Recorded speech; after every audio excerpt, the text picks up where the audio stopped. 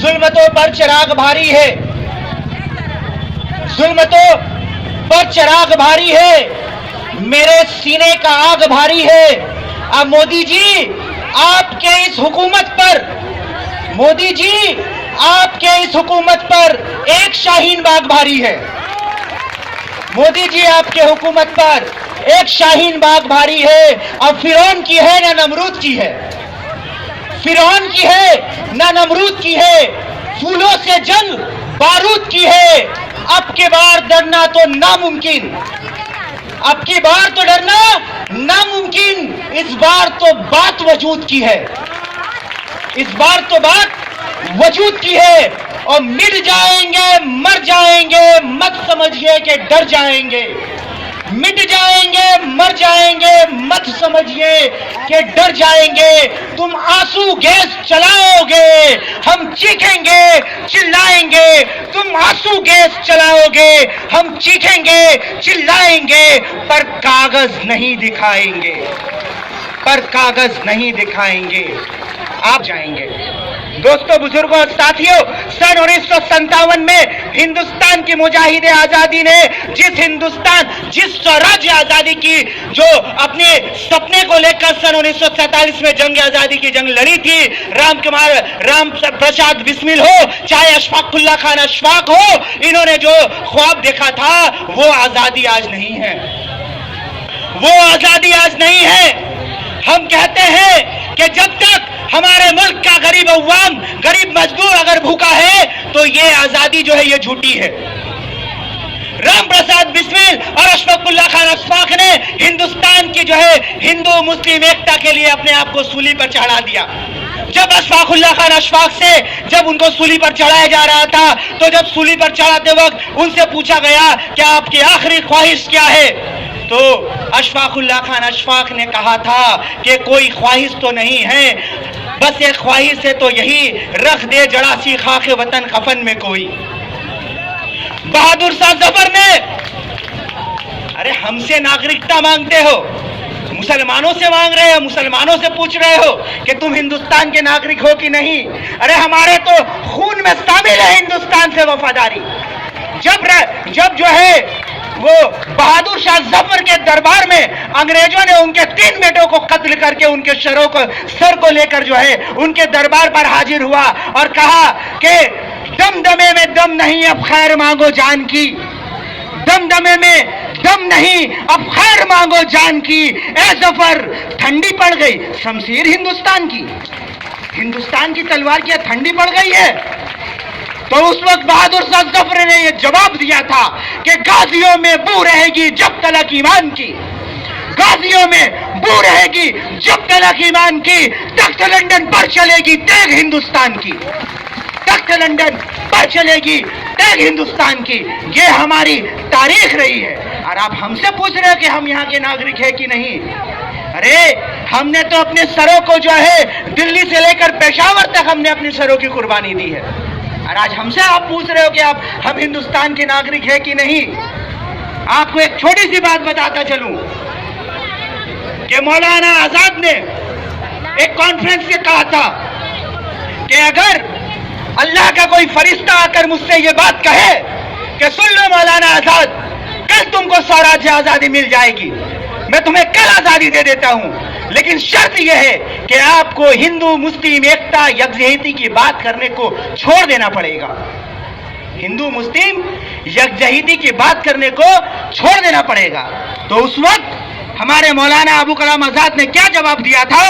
उन्होंने कहा था कि तुम अगर ये मुनादी भी कर दो कि हमें तुझे स्वराज्य आजादी दे देता हूं, अगर तुम हिंदू मुस्लिम एकता की बात करने को छोड़ देते हो, तो मैं इस बात को ठुकरा देता हूं और इस बात को कबूल कर लेता हूं कि हिंदुस्तान को स्वराज्य आजादी मिले चाहे नहीं मिले, लेकिन मैं हिंदुस्तान के मुल्क के हिंदू मुस्लिम एकता की बात करने को नहीं छोड़ूंगा। और आज हमसे आप पूछ रहे हो कि हिंदुस्तान के हम नागरिक है कि नहीं। एक शेर है कि वतन सोने की चिड़िया है मगर वो खाक कर देगा, वतन सोने की चिड़िया है मगर वो खाक कर देगा, जमीन हिंद के हर जर्रे को वो नापाक कर देगा। गुजारिश है कि उनसे हुकूमत छीनिए, वरना लगाकर आग नफरत का वो सब कुछ राख कर देगा। और यकीन करो या ना करो, ये बात तो यकीन की है। सुन लीजिएगा, कोने कोने तक जो लोग खड़े हैं उनसे मैं चाहता हूं कि ये शेर सुने कि यकीन करो कि नहीं करो, लेकिन बात तो यकीन की है। मेरी जिस्म की मिट्टी इसी जमीन की है, मेरी जिस्म की मिट्टी इसी जमीन की है। दोस्तों, बुजुर्गों और साथियों, एक छोटा सा वाकया बताकर चला जाऊंगा, टाइम है तो इजाजत चाहता हूं। रानी लक्ष्मीबाई, आपने ये तारीख पढ़ी होगी कि जब रानी लक्ष्मीबाई का किला अंग्रेज जो है उनसे छीन लेते हैं, छीन कर किला के ऊपर जो है अपना पूरा का पूरा ताकत को आजमाकर उसके किले को अपने अंदर में ले लेते हैं अंग्रेज। उसके बाद तवज्जो चाहता हूं, थोड़ा खामोश रह जाइए, मैं बोलकर अभी विदा हो जाऊंगा। रानी लक्ष्मीबाई से जब उनका किला छीन जाता है तो दोबारा रानी लक्ष्मीबाई अपने फौज को तैयार करती है और फौज को तैयार करके जो है किले पे चढ़ाव करने के लिए तैयार करती है। तो उनका जो कमांडर था, कमांडर इन चीफ का नाम जो था वो था मीर बख्शी सलीम, जो कि एक मुसलमान था। जब मीर बख्शी सलीम को लेकर रानी लक्ष्मीबाई किले पर चढ़ाव करने के लिए पहुंचती है, तो जब किले के दरवाजे के सामने पहुंचती है तो रानी लक्ष्मीबाई मीर बख्शी सलीम से यह बात कहती है कि मीर बख्शी सलीम, तुम्हारे हाथ में तोप है और सामने दरवाजा है, तुम तोप मारकर दरवाजे को तोड़ क्यों नहीं रहे हो? तो मीर बख्शी सलीम ने कहा कि रानी साहिबा, ये जो किला का दरवाजा है, इस किले के दरवाजे की एक जानिब जो है मंदिर है और दूसरे जानिब मस्जिद है। अगर मैं किले के दरवाजे पर अगर तोप चलाऊंगा तो मंदिर और मस्जिद दोनों को नुकसान पहुंचेगा। तो रानी लक्ष्मीबाई ने बेझिझक कहा कि सुन लो मीर बख्शी सलीम, तुम दरवाजे पर तोप चलाओ और मंदिर जो है उसे तोड़ दो। तो उस वक्त मीर बख्शी सलीम ने क्या कहा था? उस वक्त मीर बख्शी सलीम ने कहा था कि सुन लो मुसलमानों, आज तुम्हारी रानी ने जो है, आज तुम्हारी रानी ने अपनी मंदिर के लिए, अपने आप की मस्जिद के लिए अपने मंदिर को भी कुर्बान कर दिया है। तुमको आज ये अहद करना है कि तुम्हारे जिस्म में जब तक एक कतरा भी खून का बाकी रहेगा, तुम रानी लक्ष्मीबाई के साथ नहीं छोड़ोगे। ये मुसलमानों की तारीख रही है हिंदुस्तान में।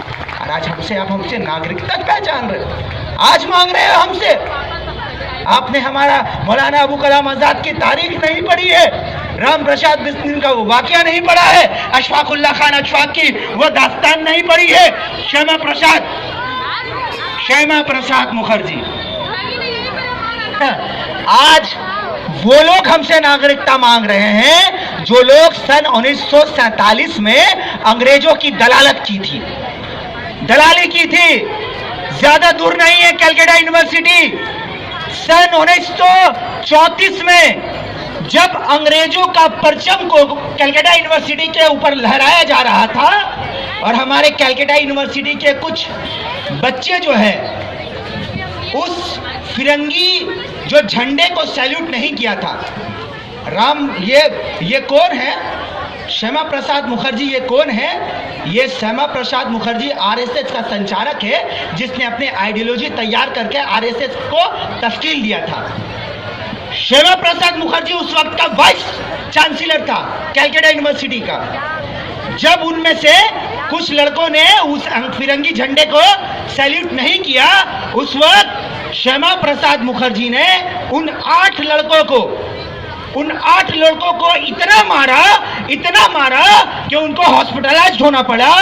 इवन श्यामा प्रसाद मुखर्जी ने यह बात उनसे लिखवाई कि तुम माफीनामा लिख कर दो कि मैं आज के तारीख से जो है इन फिरंगों के खिलाफ अपनी आवाज को बुलंद नहीं करूंगा। और आज ये लोग हमको सिखा रहे हैं, ये आरएसएस वाले हमसे जो है हमारी नागरिकता और हमारी वतन परस्ती का सबूत मांग रहे हैं, जिन्होंने 1947 में जंग आजादी में अंग्रेजों को ये लिख कर दिया था कि हम तुम्हारे खिलाफ अपनी आवाज को बुलंद नहीं करेंगे।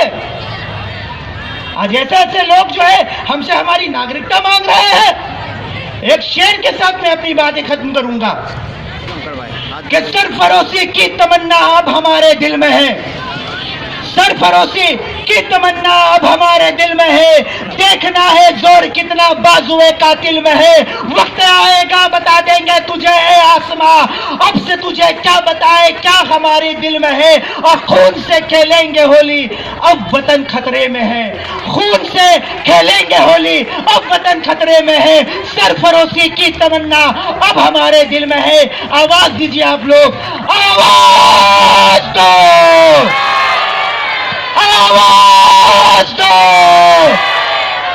लड़ेंगे, लड़ेंगे। एक और जो है नारा है, आप अगर इजाजत दे तो लगवा दूं। एक जल्दी जल्दी जो है आप लोग सिर्फ बोलिएगा कि देख लिया है देखेंगे, देख लिया है देखेंगे। एकदम है कितना दम में तेरे, देख लिया है। एकदम है कितना दम में तेरे, एकदम है कितना दम में तेरे। जगह है कितनी जेल में तेरे, जगह है कितने जेल में तेरे। दम है कितने लाठी में तेरे, जगह है कितनी जेल में तेरे। और आप लोग सिर्फ बोलिएगा आओ हमारे साथ चलो, हम मुल्क बचाने निकले हैं, मुल्क बचाने निकले हैं, धार बचाने निकले हैं, कानून बचाने निकले हैं। तंग है चारा गस्ती से, तंग है चारा गस्ती से, हालात के गुंडा गर्दी से, हालात के गुंडा गर्दी से। हम दूर खड़े हो साथ चलो।